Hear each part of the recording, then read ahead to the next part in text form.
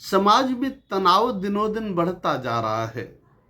वैवाहिक जीवन का तनाव, पति पत्नी का तनाव, रोजगार व्यापार का तनाव, शिक्षा रोजगार का तनाव, इतनी ज्यादा तनाव बढ़ते जा रहे हैं। आखिर पुराने समय में भी लोग सुव्यवस्थित रहते थे, सुखी रह लिया करते थे।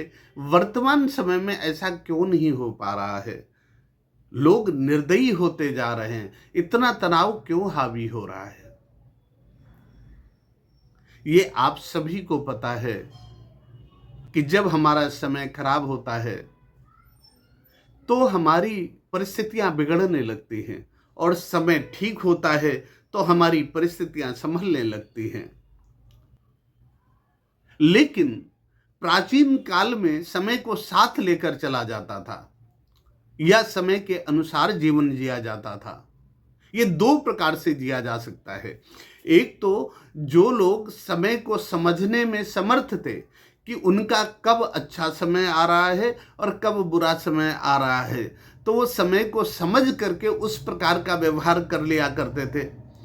और जो समय को नहीं समझ पाते थे वो अपने हालात के अनुसार समय को समझ लिया करते थे। यदि एक काम बिगड़ा, दो काम बिगड़े, एक किसी व्यक्ति से विवाद हुआ, दूसरे से विवाद हुआ, तीसरे से विवाद हुआ, एक कोई तनाव हुआ, दूसरा हुआ, फिर तीसरा हुआ, तो समझ लिया करते थे कि हमारा अभी समय खराब चल रहा है।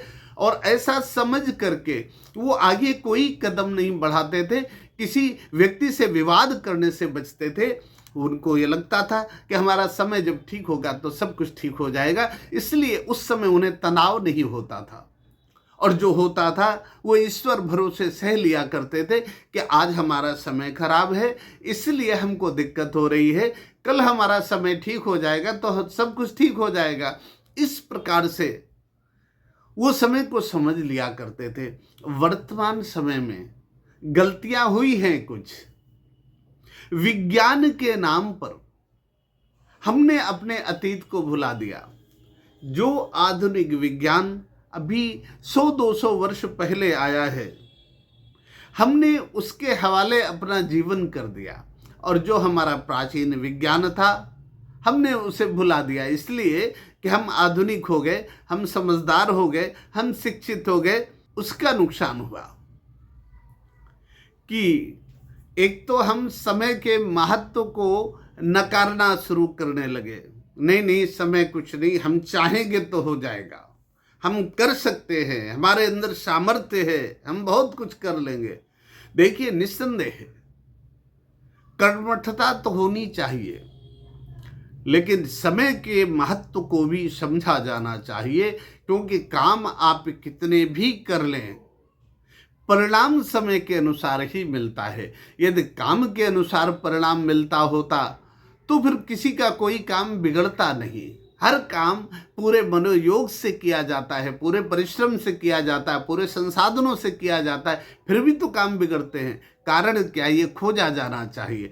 कारण यही है कि समय के महत्व को नहीं समझा गया और बाकी सारे संसाधन जुटाए गए, सारे सुयोग्य लोगों को जुटाया गया, सारी व्यवस्था हुई, लेकिन समय के महत्व को आगे नहीं किया गया।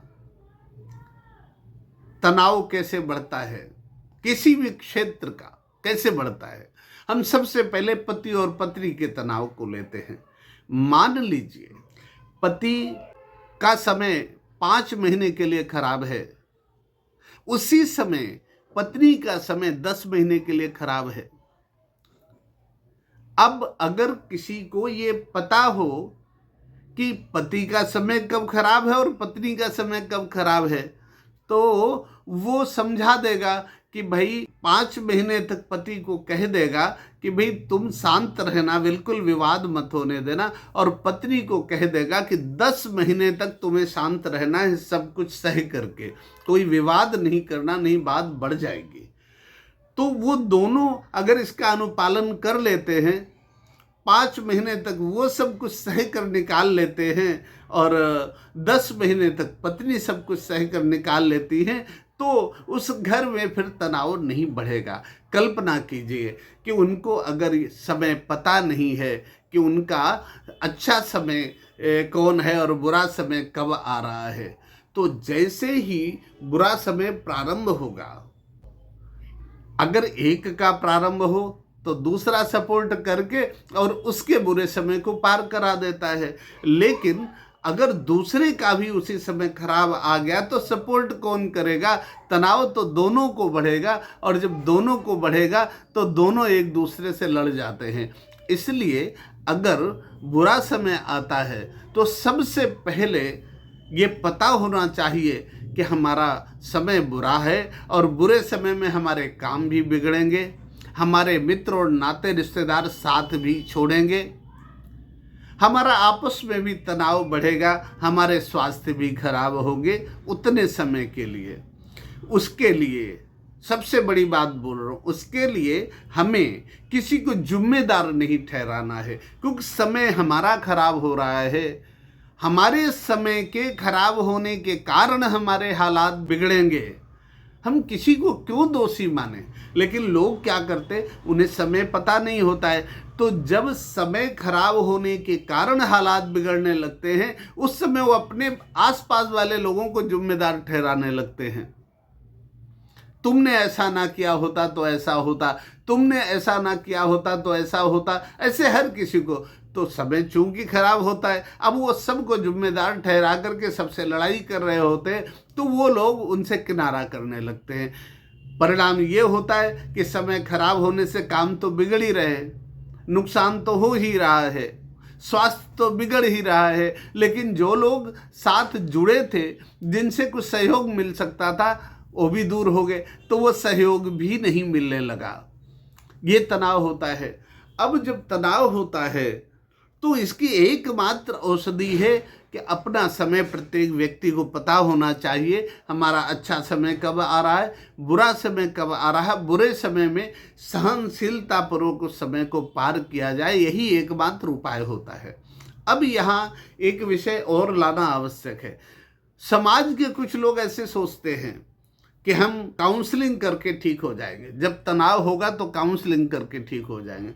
आप सोचिए, काउंसलिंग करने वाला वो बेचारा काउंसलर या डॉक्टर, बेचारा शब्द हम इसलिए कह रहे हैं, उस बेचारे को कुछ भी नहीं पता होता है आपको तनाव क्यों हो रहा है, कब से हो रहा है। उसे आपसे ही पूछकर पता करना होता है कि आपको तनाव क्यों हो रहा है, क्या कारण है। तो जड़ तक तो जाता नहीं कि समय खराब होने के कारण तनाव है, वो बताता है कि हमारी पत्नी हमारे साथ ये धोखा कर रही, ये नुकसान कर रही, ये बुरा कर रही है। काउंसलर उतना नहीं समझता है। पत्नी से पूछता है, वो कहती ये खराब कर रहे हैं, ये गाली देते हैं, ये लड़ते हैं। काउंसलर वो समझ लेता है, वो उन्हें सहनशीलता का उपदेश करता है, दो चार उदाहरण देता है कि एक फला थे, उनका ऐसे ही हुआ था, फिर मैंने ऐसे ठीक कराया, एक फला था, उसका ऐसा हुआ, फिर मैंने ठीक कराया। लेकिन उस काउंसलर बेचारे को खुद नहीं पता होता है कि इनको तनाव या विवाद हो क्यों रहा है। सीधी सी बात यह है, उनका समय खराब है। समय खराब होने से हालात बिगड़ रहे हैं, स्वास्थ्य बिगड़ रहा है, सगे संबंधी साथ छोड़ रहे हैं, सहने की भावना समाप्त होती जा रही है। ऐसे समय कोई कितना भी समझा ले, लेकिन परिस्थितियां तो सामने दिखाई पड़ती, और अगर परिस्थितियां सामने दिखाई पड़ रही हैं, उन्हें नज़रअंदाज कैसे कर दिया जाए, उन्हें कैसे कह दिया जाए कि नहीं नहीं चलो ठीक है, हम ये सह लेंगे, हम वो सह लेंगे। तो जो बेचारा काउंसलर है, वो काउंसलिंग के नाम पर उस प्रकार की बकवास करता है जिसका उसके तनाव से कोई संबंध ही नहीं होता है, उस प्रकार के उदाहरण देता है जिसका उस तनाव से कोई संबंध ही नहीं होता है, इधर उधर के वो कुएं झकाता है जिससे उसका तनाव घटने का नाम नहीं लेता है। ऐसी परिस्थिति में अगर ऐसे तनावग्रस्त लोग हमारे पास अपने परिवार के तनाव को घटाने के लिए आते हैं, तो हम सबसे पहले देखते हैं कि उन दोनों में समय किसका कितना खराब है और कब से खराब है। इसके बाद हम पूछना शुरू करते हैं कि इस समय से आपको इस प्रकार की परेशानी हो रही क्या? कहता हाँ इसी समय से हो रही। तो ऐसा मैं जब दोनों से पूछ लेता हूं तो मैं उससे कहता हूं यदि इस समय से तुम्हें इस प्रकार की परेशानी हो रही है तो ये परेशानी 6 महीने और होगी, फिर ये सारे तनाव खत्म हो जाएंगे, सारी समस्याएं खत्म हो जाएंगी, तुम्हारा व्यापार भी अच्छा चलने लगेगा, सगे संबंधी साथ भी देने लगेंगे और तुम भी अच्छी प्रकार से आगे बढ़ने लगोगे, स्वास्थ्य भी ठीक हो जाएगा। 6 महीने तक शांति से अपना समय निकाल लो। वो कहता है ये कैसे भरोसा करें कि 6 महीने बाद सब कुछ ठीक हो जाएगा? तो हम उसे समझाते हैं कि मैं आपसे परिचित नहीं हूं, आज के पहले आपसे मिला नहीं हूं। मैं यदि कह रहा हूं कि पिछले 9 महीने से आपका तनाव बढ़ रहा है, ये बात यदि मेरी सही है तो ये बात भी मेरी सही होगी कि आगे 6 महीने तक तनाव और होगा, फिर सामान्य हो जाएगा। ये जज आपको करना है कि क्या वास्तव में 9 महीने पहले से तनाव बढ़ रहा है और जो हम समस्याएं बता रहे हैं क्या वास्तव में 9 महीने से उसी प्रकार की समस्याओं का सामना आप कर रहे हैं। यदि हाँ तो आप भरोसा कीजिए कि आगे के 6 महीने बाद हमारा सब कुछ सामान्य हो जाएगा, और सामान्य हो जाता है। लेकिन ऐसी जगह काउंसलर बेचारा क्या बताएगा, और जो बताएगा भी उस पर वो व्यक्ति भरोसा कैसे कर लेगा? क्यों कर लेगा? क्योंकि उसे पता है कि हमें कुछ किस्से कहानियां सुना करके समय पार कर रहा है। लेकिन एक बात याद रखिए, जिस प्रकार का आपका समय होता है आपका मन केवल उसी प्रकार की बातें स्वीकार करता है। जिसका बुरा समय चल रहा होता है उसे आप कितनी भी धर्म की, न्याय की और सदाचारी बातें समझाएं वो नहीं समझ पाता, क्योंकि उसका मन स्वीकार नहीं करता। समय का प्रभाव उसके मन पर होता है। तो काउंसलर उसके लिए बेकार होता है। वो अच्छी अच्छी बहुत सारी बातें बता रहा होता है लेकिन उसके मन पर उन अच्छी बातों का कोई प्रभाव पड़ ही नहीं रहा होता है। अंत में कहते हैं नहीं 1 सीटिंग ली, 2 सीटिंग ली, 3, अरे 10 बार नहीं 1000 बार बैठा ले। काउंसलर को क्या पता कि इसका तनाव है क्यों और खत्म कैसे होगा? ये तो मेरा विषय है, ये मुझे पता है। मैंने हजारों लोगों के मानसिक तनाव को घटाने का न केवल प्रयत्न किया है, मैं सफल भी हुआ हूं। और ये कोई जादू मंत्र नहीं है। प्राचीन जो विज्ञान है अपना, उसी के गणित विज्ञान विधा से हमें यह पता लगाना होता है कि इस समय इसे तनाव क्यों हो रहा है। इसलिए यदि आपके पास आपके घर में, परिवार में या संपर्क में कोई व्यक्ति निरंतर तनाव में जूझ रहा है, वो पति पत्नी का तनाव हो, व्यवसायिक तनाव हो या किसी अन्य विषय का तनाव हो, तो आप उसकी मदद करें। क्योंकि आजकल बड़ी घटना घट रही है। तनाव में लोग आत्महत्या कर रहे हैं, तनाव में लोग दूसरों की हत्या कर दे रहे हैं। बड़ा संकट का युग आ गया है। तो आप ऐसी परिस्थिति में जो इस प्रकार से तनाव पीड़ित हैं उनकी मदद करें और उन्हें हमारे यहां तक भेजने का प्रयत्न करें। क्योंकि समाज में बहुत सारे लोग हैं जो इस प्रकार की बकवास कर रहे हैं कि हम ज्योतिष के नाम पर दूसरों का तनाव ठीक कर देंगे, लेकिन सच्चाई ये है कि वो लूट रहे हैं। हमारे यहाँ लुटाई का काम नहीं है। अगर कोई आएगा तो उसे केवल उसकी पत्री बनाने के लिए या तो बनी बनाई सही लावे, और नहीं बनाने की सामान्य शुल्क उसे देनी होती है, और इसके बाद उसे वो रास्ता मिल जाता है जिससे उसे शांति मिले, जिससे उसका तनाव घटे। हम वचन देते हैं कि हमारे यहाँ से आया हुआ कोई भी व्यक्ति आज तक ये नहीं कह पाएगा कि नहीं वहाँ मैं गया और मुझे ठगा गया, मुझे नग नगीने यंत्र तंत्र ताबीज पहनाए गए या बेच दिए गए मेरे हाथ से। ये नहीं कह सकता कोई।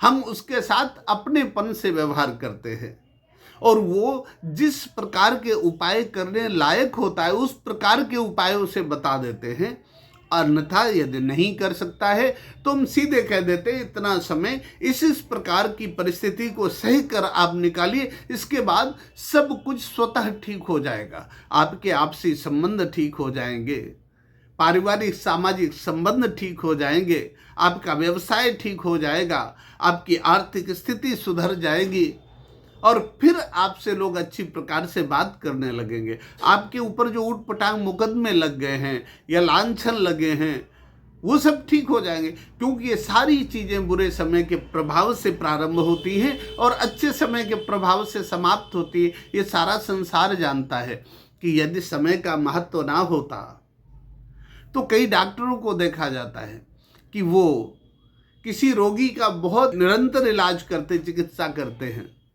लेकिन इसके बाद भी स्वस्थ वही होता है जिसका समय ठीक होता है।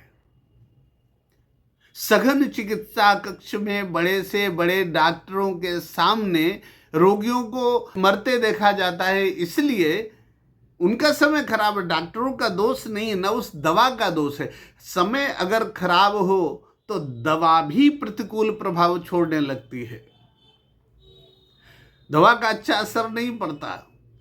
जो डॉक्टर हैं, जो दवा दे रहे होते हैं, जो निदान कर रहे होते हैं, वो अच्छा निदान करते हैं, अच्छी दवा देते हैं, लेकिन उसके परिणाम बुरे हो रहे होते हैं उस रोगी पर, क्योंकि उस रोगी का उस समय खराब चल रहा होता है। उस समय उसे अमृत भी पिलाया जाए तो उसे स्वस्थ और सुरक्षित नहीं रखा जा सकता है। इसलिए समय की बहुत बड़ी महिमा है। समय बुरा हो तो कोई दूसरा व्यक्ति भी तुम्हारी मदद नहीं कर सकता है। अगर वो मदद करना चाहे भी या प्रयत्न करे तो किसी ऐसी समस्या में फंस जाएगा कि वो तुम्हारी मदद करने लायक नहीं बचेगा। और जब जब वो तुम्हारी मदद करने का प्रयत्न करेगा तब तब वो किसी न किसी ऐसी समस्या में फंस जाएगा कि वो मदद जितनी तुम्हें चाहिए नहीं कर पाएगा। उसका कारण होता है कि समय आपके कार्य को बिगाड़ना चाहता है, आपके स्वास्थ्य को बिगाड़ना चाहता है, आपका तनाव बढ़ाना चाहता है, और वो व्यक्ति आपका सहयोग करके, आपको पैसे दे करके आपका काम ठीक करना चाहता है, आपका स्वास्थ्य ठीक करना चाहता है, आपका तनाव घटाना चाहता है। चूंकि समय ऐसा नहीं चाहता है, इसलिए यदि उस व्यक्ति ने ऐसा करने का प्रयत्न किया तो उसका नुकसान होता है। इसका मतलब ये नहीं कि उसे सहयोग नहीं करना चाहिए, सहयोग भावना तो रखनी चाहिए। उससे उतना फायदा हो जाता है कि उस व्यक्ति को थोड़ा सा मानसिक सपोर्ट मिलता रहता है। हाँ, लेकिन देखा जाए तो प्रायोगिक रूप से किसी बुरे समय के प्रभाव से पीड़ित व्यक्ति को कोई दूसरा आदमी सहयोग करके बहुत बड़ी मदद नहीं कर सकता और उसे आगे नहीं बढ़ा सकता। यदि ऐसा किया जाना संभव होता तो संसार में गरीबत रहती ही नहीं, लोग एक दूसरे की मदद करके और उन्हें आगे बढ़ा देते। लेकिन ऐसा नहीं हो पाया। लोग मदद करने का प्रयत्न भी करते हैं, फिर भी कई बार तो ऐसा होता है कि अगर कोई व्यक्ति किसी समय पीड़ित व्यक्ति की मदद करना चाहे कि चलो इसको आगे बढ़ा देते, उसे कोई रास्ता दिखावे, उसे कोई सहयोग देने की बात करें, हम ऐसा कर देंगे, हम तुम्हारी नौकरी लगवा देंगे, हम तुम्हें दुकान खुला देंगे, तुम हमारे साथ चलो, हम तुम्हें इस प्रकार का काम करा देंगे। लेकिन जिसका समय बुरा होता है उसे उसकी बातों पर भरोसा ही नहीं होता है। अगर वो कितना भी भरोसा दिलावे तो उसे भरोसा नहीं होता, तो जाएगा नहीं। और अगर बहुत दबाव से, बहुत प्रभाव से उस प्रकार की उसकी सलाह को मान भी लिया और थोड़ा बहुत कुछ काम किया भी, तो इसके बाद तुरंत छोड़ देता है, क्योंकि जैसे ही उसकी परिस्थिति सुधरने लगती है वो ये बर्दाश्त नहीं कर पाता, क्योंकि समय बुरा है। उस समय वो जिस प्रकार की परिस्थिति से जूझ रहा होता है उसे वही परिस्थिति अच्छी लगने लगती है। समय के प्रभाव से जिस प्रकार के मित्रों से जुड़ा होता है उसे वही अच्छा लगने लगता है। कई मित्र उसे उस समय नशेड़ी मिल जाते हैं। सारे लोग कहेंगे कि भाई ये नशा करते, नाली में पड़े थे, वहाँ गंद में पड़े थे और इनका साथ छोड़ दो, लेकिन उसे उस समय वो लोग बहुत अच्छे लगते हैं, क्योंकि उसका समय उस प्रकार का होता है। समय बुरा होता है ना, बुरा समय के कारण बुरे लोग ही उसे अच्छे लग रहे होते हैं, इसलिए वो उन बुरे लोगों को पकड़ करके और उन्हीं के साथ रहना उसे सुखद लगता है। जिसका समय बुरा होता है, वो बुरे स्त्री पुरुषों के संपर्क में होता है, बुरे रिश्तेदारों के संपर्क में होता है। ऐसी परिस्थिति में अगर किसी को पता है कि मेरा समय कैसा चल रहा है, तो वो उसके अनुसार व्यवहार करके, और बहुत सुधार तब भी नहीं होता, लेकिन वो थोड़ी ब्रेक ले लेता है, रुक जाता है, कुछ सह जाता है, तो विवादों से बच जाता है और बुरे समय का प्रभाव भी उतना नहीं होता है। हमारे पास यदि कोई आता है बुरे समय से पीड़ित, हम पहले पता करते हैं इसको किस प्रकार की बातें अच्छी लगेंगी, और ये बात उससे पूछते नहीं है। कुछ लोग ऐसे तनावग्रस्त होते हैं, 8 प्रकार के लोग तनावग्रस्त होते हैं। कुछ लोग ऐसे होते हैं जिन्हें प्रशंसा सुनने की लत लग जाती है, केवल उतने समय जब वो तनावग्रस्त होते हैं। तो जब उनके कुंडली को देखा जाए तो उसे पता लग जाता है इस समय इनको प्रशंसा की आवश्यकता है। तो उन्हें जब हम काउंसलिंग करते हैं तो सबसे पहले प्रशंसा से बात शुरू करते हैं। यार, आप तो बहुत सुयोग्य हो, आप इतने विद्वान, आपकी ये कला वो कला, इससे उसे सुख मिलता है, तो उसका तनाव हम घटा पाते हैं। कुछ लोग ऐसे होते हैं जिनके दिमाग में स्त्री आसक्ति होती है, पुरुष आसक्ति होती, उन्हें लगता है कि हम शायद उतने सुंदर नहीं हैं जितने सुंदर हो। ऐसे लोगों को उस समय अपनी सुंदरता का बखान सुनना बड़ा अच्छा लगता है। जब हमें कुंडली से ये पता लग जाता है ये इस समय सौंदर्य का बखान करना चाहता है, तो फिर उसके सामने उस प्रकार की बात करनी होती है कि देखो भाई, आपका तो अभी भी विवाह हो सकता है, आप तो जवान लग रहे हो, आपके अंदर इतनी खूबसूरती है कि आप तो कभी भी विवाह कर लो, आपकी उम्र अभी उतनी लग नहीं रही जितनी है। इस प्रकार की बातें करके और उसके अंदर युवा अवस्था जनित चिंतन को पैदा किया जाता है, आत्मविश्वास को पैदा किया जाता है। ये काम हम ही कर सकते, काउंसलर नहीं कर सकता है। इसी प्रकार से किसी को लांछन लगा दिया गया है उटपटांग, और वो उस लांछन से परेशान है, चाहे वो चरित्र का हो, चाहे आर्थिक हनन का हो, और देखा गया कि इसे इस प्रकार की दिक्कत है, तो उसके अंदर उस प्रकार की अच्छाइयों का बखान किया जाता है। अरे, आपकी इतनी अच्छी गुडविल है, इतने अच्छे हैं आप, बाजार में कहीं भी पूछ लो तो आपके विषय में तो लोग बड़ी अच्छी अच्छी बातें करते हैं। ऐसे समय कुछ झूठ भी बोल दिया जाता है कि अरे भाई, आप कैसा सोच रहे हो अपने विषय में, कोई वैसा नहीं सोच रहा है। इस प्रकार की बातें करके और सामने वाले के मनोबल को संभालना होता है कि ऐसा ऐसा है। तो इस प्रकार से मनोचिकित्सा की जाती। ये काम वो बेचारा काउंसलर या मनोवैज्ञानिक कैसे कर सकता है? उसे क्या पता कि सामने वाला किस प्रकार की परिस्थिति से जूझ रहा है, उसे किस प्रकार की बात अच्छी लगेगी। अरे, जो अपने शौर्य की प्रशंसा सुनना चाहता है, उससे आप पैसे की बात करोगे, उसे पसंद ही नहीं आएगी। उसे आप दुनिया को उदाहरण दोगे, उसे पसंद ही नहीं आएगी। एक अवस्था तनाव की ऐसी होती है कि उस व्यक्ति का मन होता है कि हम एकांत में चले, पहाड़ों नदियों के बीच में रहें, दुनिया से अलग हो जाएं, सारे संबंध बेकार हैं, दुनिया बेकार है, जीवन नश्वर है और अब इस दुनिया में कुछ नहीं। ऐसे जैसे ही कुंडली देखकर पता लगा, ओहो, ये इस प्रकार की भावना से भावित है और तनाव से ग्रस्त है, तो उसके अंदर तुरंत उस प्रकार की भावना जगानी होती है। भाई, आप तो इस प्रकार की गुप्त साधनाओं के साधक हैं, आप चाहें तो आप बहुत बड़ी ईश्वरीय शक्ति अर्जित कर सकते हैं। आप प्राचीन काल में तपस्वी रहे हैं। सामने वाला खुश हो जाता, बोला हाँ, वो तो हम रहे हैं, मतलब तो उसको कहा जा सकता है इस समय भी आपके मन में उसी प्रकार का द्वंद्व चल रहा है।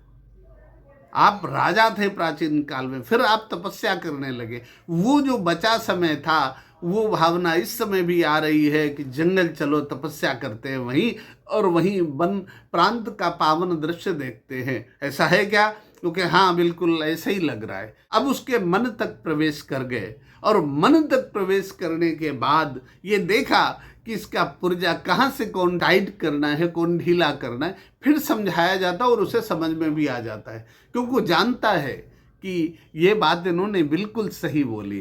काउंसलर बेचारा इसमें क्या कर लेगा, कैसे समझाएगा उनको। आज जगह जगह मैरिज काउंसलिंग हो रही है। अरे ये बेचारे दुर्बल दिमाग वाले मनोवैज्ञानिक और काउंसलर किसी की काउंसलिंग करके क्या ठीक कर देंगे उसका, उसी से पूछ के उसी पर लीपे पोतेंगे, ऐसे थोड़ा होता है। सबसे पहले आप जिसे समझाने जा रहे हो उसका विश्वास जीतना होता है। आखिर वो आपकी बातों पर भरोसा क्यों करे, पहला प्रश्न ये होता है। तो वो भरोसा पैदा करने के लिए उसके मन में प्रवेश करना होता है, और जब मन में प्रवेश किया उस समय उसे भरोसा हो जाता है, तो कहता है अच्छा अब मैं क्या करूं। तो उस समय उसे समझाया जाता है तो समझ में आ जाता है कि अब आप ये करें, इससे ठीक हो जाएगा सब कुछ। तो ऐसी परिस्थिति में यदि आपके घर में, आपके परिवार में, आपके संपर्क में, आपकी नाती रिश्तेदारी में कोई व्यक्ति ऐसा है जो मानसिक तनाव से ग्रस्त है, उस व्यक्ति को लाने की भी आवश्यकता नहीं है, हमारे यहाँ तक आने की भी आवश्यकता नहीं है। आप चाहें तो ऑनलाइन अपनी जन्मपत्री भेज करके, और उसकी जो हमारे यहाँ संचालित शुल्क है वो आपको ऑनलाइन ही कर देनी होती है, क्योंकि वो पत्री जो आप भेज रहे हो सही है गलत है वो हमें बाहर से बनवानी होती है, तो देखना होता है। और वो बहुत बड़ी शुल्क नहीं है, वो ऐसी है कि प्रत्येक व्यक्ति उसे सहज रूप से सह सकता है, भुगतान कर सकता है। लेकिन इसके बाद उसे जो रास्ता मिलेगा उससे वो वास्तव में इतना अच्छा होगा कि शायद वो बड़े बड़े संकटों से अपने को पार करने में समर्थ हो जाएगा। ये मैं आज तक के अनुभवों के आधार पर विश्वास पूर्वक कह सकता हूँ। इसलिए आप हमारे यहाँ संपर्क कर सकते हैं, और फिर हम भरोसे से कहें हमारे यहाँ नग्न गिना यंत्र तंत्र तावीज झाड़ू पोछा और ये वो कुछ भी नहीं होता है, जादू टोना कुछ भी नहीं होता है। हम विशुद्ध वैज्ञानिक रीति से, वैज्ञानिक अर्थात ज्योतिष वैज्ञानिक रीति से आपकी समस्याओं को घटाने का प्रयत्न करते हैं। आज विज्ञान के नाम पर लोग आधुनिक विज्ञान को ही विज्ञान समझते हैं, ये सबसे बड़ी भूल है। विज्ञान केवल आधुनिक विज्ञान नहीं है, विज्ञान तो प्राचीन विज्ञान है, जिसने हजारों पीढ़ियों से हमें सुधार करके, संभाल करके, सुरक्षित, स्वस्थ, प्रसन्न रखा है, वो विज्ञान है। ये तो 100-200 वर्ष पुराना विज्ञान ये अपनी कही हुई बातें बार बार पलटता रहता है, इसमें विज्ञान जैसा क्या है। कोरोना महामारी के विषय में रोज एक नई भविष्यवाणी की जाती थी, अगले दिन गलत हो जाती थी। मौसम के विषय में रोज एक नई भविष्यवाणी की जाती है, अगले दिन गलत हो जाती है।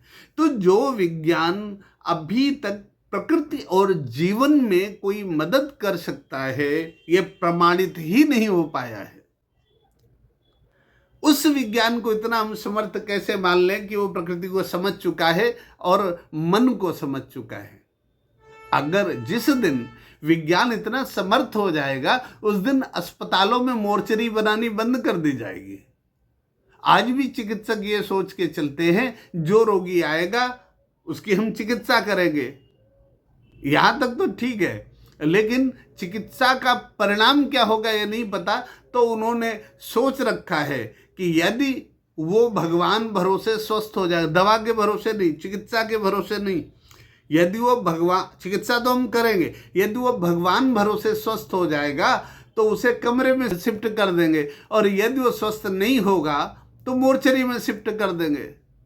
मोर्चरी बनाने का मतलब ही ये है, शवगृह बनाने का मतलब ही ये है कि उनका मनोबल इतना मजबूत नहीं है, उन्हें अपनी चिकित्सा पर इतना भरोसा नहीं है कि वो स्वस्थ कर सकते हैं उसे। इसलिए ये समय का प्रभाव है। ये चिकित्सक को भी पता होता है कि चिकित्सा तो हम करेंगे, अच्छी से अच्छी करेंगे, लेकिन जैसा समय होगा परिणाम वैसा होगा। तो जब परिणाम वैसा होना है तो फिर समय को पहले से क्यों न समझा जाए।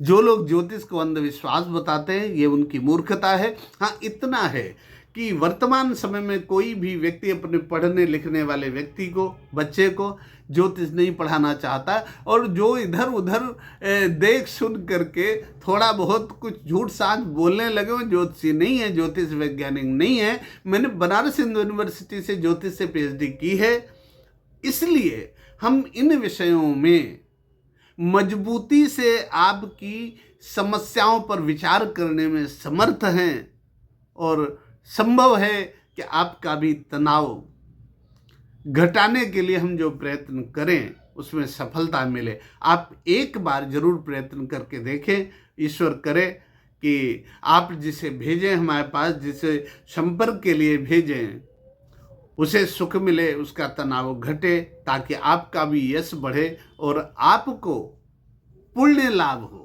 आप देखिए, अगर आपके प्रयत्न से किसी को कोई भी तनाव है और आपके प्रयत्न से वो कम हो जाता है तो इसका पुण्य आपको मिलता है। अच्छे कार्य को करो और वो कार्य सफल हो तब तो पुण्य मिलेगा ही, लेकिन ना भी सफल हो तो भी उसके प्रयत्न करने का पुण्य आपको मिलता है। इसलिए इससे बड़ा कोई पुण्य कृत्य नहीं है कि किसी तनाव ग्रस्त व्यक्ति को रात में जो सो न पा रहा हो, आप हमसे संपर्क करावें, और अगर बातचीत से उसे इतना संतोष मिल जाए कि रात की नींद आने लगे, अगर वो दिन में खाना ना खा रहा हो, आप हमारे यहाँ संपर्क करावें, और यदि हमारे प्रयत्न से उसके दिन की भूख खुल जाए और वो खाना खाने लगे तो इसका पुण्य मिलता है आपको।